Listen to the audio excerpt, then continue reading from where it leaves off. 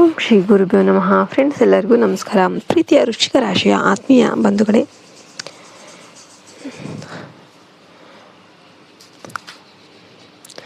ವೃಶ್ಚಿಕ ರಾಶಿಯು ರಾಶಿ ಚಕ್ರದ 8ನೇ ರಾಶಿಯಾಗಿದ್ದು, ಇದರ ಅಧಿಪತಿ ಸಾಹಸ, ಶಕ್ತಿ ಮತ್ತು ಪರಾಕ್ರಮದ ಸಂಕೇತವಾದ ಮಂಗಳ ಗ್ರಹ ಆಗಿದ್ದಾನೆ.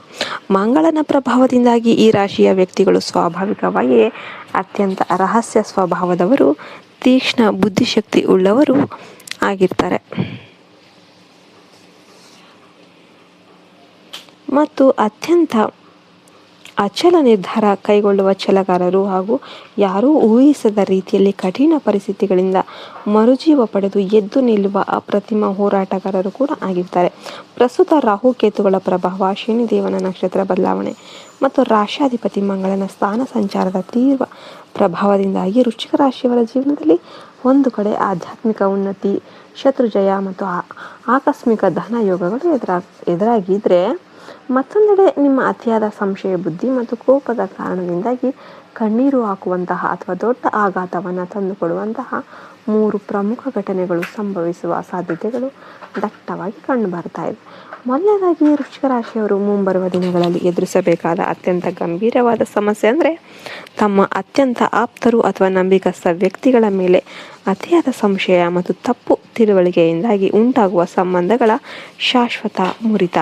ನೀವು ಸ್ವಭಾವತಃ ಎಲ್ಲರನ್ನೂ ಕೂಡ ಸೂಕ್ಷ್ಮವಾಗಿ ಗಮನಿಸುವ ಮತ್ತು ಯಾರನ್ನು ಅಷ್ಟು ಬೇಗ ನಂಬದ ಗುಣದವರಾಗಿದ್ದರೂ ಕೂಡ ಈ ಅವಧಿಯಲ್ಲಿ ಗ್ರಹಗಳ ಅಶುಭ ದೃಷ್ಟಿಯಿಂದಾಗಿ ನಿಮ್ಮ ಈ ಗುಣವು ಅತಿಯಾದ ಸಂಶಯವಾಗಿ ಮಾರ್ಪಡಬಹುದು. ನಿಮ್ಮ ಒಳಿತನ್ನೇ ಬಯಸುವ ನಿಮ್ಮ ಸಂಗಾತಿ, ಕುಟುಂಬದ ಸದಸ್ಯರು ಅಥವಾ ನಿಜವಾದ ಫ್ರೆಂಡ್ಸನ್ನು ನೀವು ತುಂಬ ತಪ್ಪು ತಿಳುವಳಿಕೆಯಿಂದ ದೂರ ತಳ್ಳುವ ಸಾಧ್ಯತೆ ಇದೆ. ನೀವು ಆಡುವ ಚುಚ್ಚುಮಾತುಗಳು ಮತ್ತು ಕಠೋರ ವರ್ತನೆ ಅವರ ಮನಸ್ಸನ್ನು ತೀವ್ರವಾಗಿ ನೋಯಿಸಿ ಅವರು ನಿಮ್ಮಿಂದ ಶಾಶ್ವತವಾಗಿ ದೂರವಾಗುವಂತೆ ಮಾಡಬಹುದು. ನಂತರದ ದಿನಗಳಲ್ಲಿ ಸತ್ಯಾಂಶ ತಿಳಿದಾಗ ಉಂಟಾಗುವ ಪಶ್ಚಾತ್ತಾಪವು ನಿಮ್ಮನ್ನು ಒಂಟಿತನಕ್ಕೆ ತಳ್ಳಿ ಕಣ್ಣೀರು ಹಾಕುವಂತೆ ಮಾಡಬಹುದು. ಜ್ಯೋತಿಷ್ಯ ಶಾಸ್ತ್ರದ ಪ್ರಕಾರ ನೀವು ಈ ಸಮಯದಲ್ಲಿ ಯಾವುದೇ ನಿರ್ಧಾರಕ್ಕೆ ಬರುವ ಮುನ್ನ ಸತ್ಯಾಸತ್ಯತೆಯನ್ನು ಶಾಂತವಾಗಿ ಪರಿಶೀಲಿಸಬೇಕು ಮತ್ತು ಆವೇಶದ ಮಾತುಗಳನ್ನು ನಿಯಂತ್ರಿಸಬೇಕು. ಎರಡನೆಯ ಪ್ರಮುಖ ಘಟನೆ ನಿಮ್ಮ ಉದ್ಯೋಗ ಕ್ಷೇತ್ರದಲ್ಲಿ ಅಥವಾ ವ್ಯವಹಾರದಲ್ಲಿ ಎದುರಾಗುವ ಗುಪ್ತ ಶತ್ರುಗಳ ಪಿತೂರಿ ಮತ್ತು ಹಠಾತ್ ರಾಜಕೀಯ ಒತ್ತಡ ಆಗಿರುತ್ತೆ. ವೃಶ್ಚಿಕ ರಾಶಿಯವರ ಕಾರ್ಯಕ್ಷಮತೆ ಮತ್ತು ಪ್ರಗತಿಯನ್ನು ನೋಡಿ ಅಸೂಯೆ ಪಡುವ ಗುಪ್ತ ಶತ್ರುಗಳು ನಿಮ್ಮ ಕಚೇರಿಯಲ್ಲಿ ನಿಮ್ಮ ವಿರುದ್ಧ ತೆರೆಮರೆಯ ಸಂಚು ರೂಪಿಸುವ ಸಾಧ್ಯತೆ ಇದೆ. ನೀವು ಮಾಡದ ತಪ್ಪಿಗೆ ನಿಮ್ಮ ಮೇಲೆ ಆಡಳಿತ ಮಂಡಳಿಯು ಶಿಸ್ತು ಕ್ರಮ ಕೈಗೊಳ್ಳುವಂತೆ ಅಥವಾ ನಿಮ್ಮ ಪ್ರಮುಖ ಪ್ರಾಜೆಕ್ಟ್ಗಳನ್ನು ಮತ್ತೊಬ್ಬರಿಗೆ ವಹಿಸುವಂತೆ ಅವರು ಪ್ರಭಾವವನ್ನು ಬೀರಬಹುದು. ವ್ಯವಹಾರ ರಂಗದಲ್ಲಿರುವವರಿಗೆ ಸರ್ಕಾರಿ ಇಲಾಖೆಗಳಿಂದ ಹಠಾತ್ ನೋಟಿಸ್ ಅಥವಾ ತಪಾಸಣೆಯಂತಹ ಕಿರಿಕಿರಿಗಳು ಎದುರಾಗಿ ಮಾನಸಿಕ ನೆಮ್ಮದಿ ಹಾಳು ಮಾಡಬಹುದು. ಇಂತಹ ಕಠಿಣ ಸಮಯದಲ್ಲಿ